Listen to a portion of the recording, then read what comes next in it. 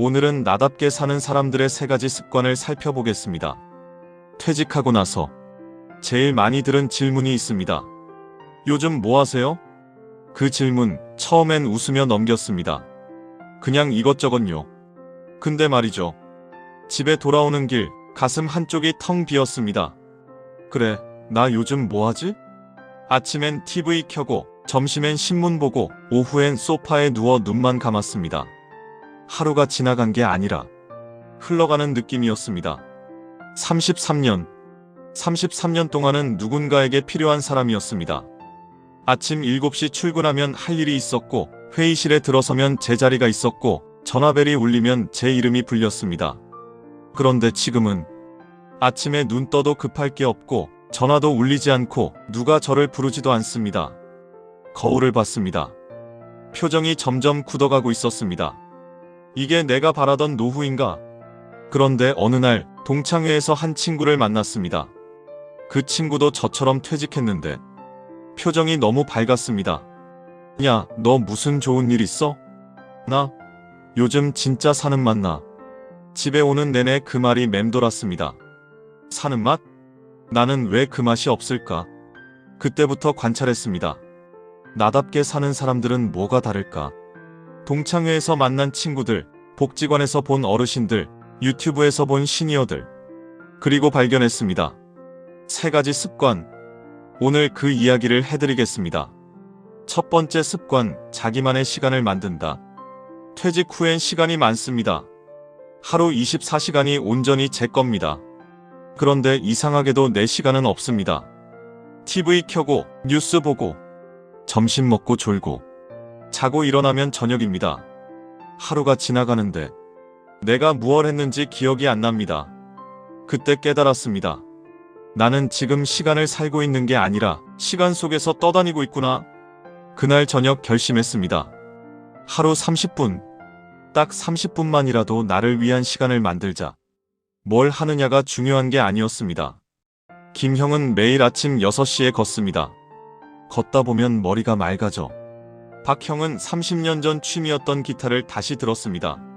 손가락이 안 움직여도 괜찮아. 그냥 소리내는 게 좋아. 최형은 요리를 배웁니다. 처음엔 계란도 못 부쳤어. 지금은 김치찌개도 끓여. 정형은 유튜브로 건강 운동을 따라합니다. 3개월 했더니 혈압이 떨어졌어. 이 형은 복지관에서 스마트폰 활용법을 배웁니다. 이제 손주랑 영상통화도 해. 중요한 건 내가 선택한 것, 남이 시켜서가 아닌 것, 그 30분을 의식적으로 만드는 것. 처음엔 뭘 해야 할지 몰랐습니다. 그런데 하나씩 시도하다 보니 아, 이게 내 시간이구나 싶은 순간이 왔습니다. 그 순간부터 하루가 달라졌습니다. 시간이 흘러가는 게 아니라 제가 시간을 채워갔습니다. 나를 위한 시간을 만드는 것. 이게 첫 번째 습관입니다. 두 번째 습관, 누군가와 나눈다. 솔직히 말하면요. 퇴직 후 가장 힘든 건 나눌 사람이 없다는 겁니다. 아침에 맛있는 거 먹어도, 말할 사람이 없고, TV에서 재밌는 거 봐도 같이 웃을 사람이 없습니다. 자식들은 바쁩니다. 카톡 보내도 일십이고 전화하면 내 아버지하고 끊습니다. 그때 깨달았습니다. 퇴직 후의 외로움은 혼자 있음에서 오는 게 아니라 연결이 끊어짐에서 온다는 걸요. 그런데 연결하는 방법은 정말 다양합니다. 어떤 분은 30년 만에 동창회에 나가기 시작했습니다. 처음엔 어색했어. 근데 한 번 가니까 다음엔 편하더라고. 어떤 분은 아파트 경로당에서 탁구를 시작했습니다. 이제는 매일 가. 어떤 분은 복지관에서 그림을 배우면서 친구를 만났습니다. 같이 배우는 사람들이랑 친해졌어.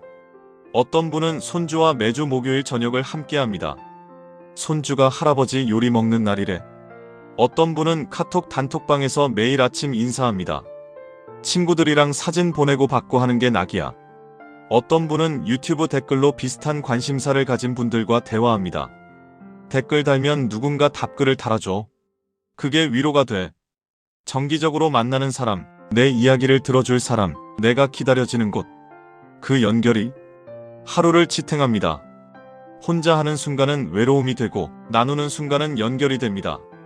그 연결이 저를 살아있게 만듭니다. 누군가와 나누는 것. 이게 두 번째 습관입니다.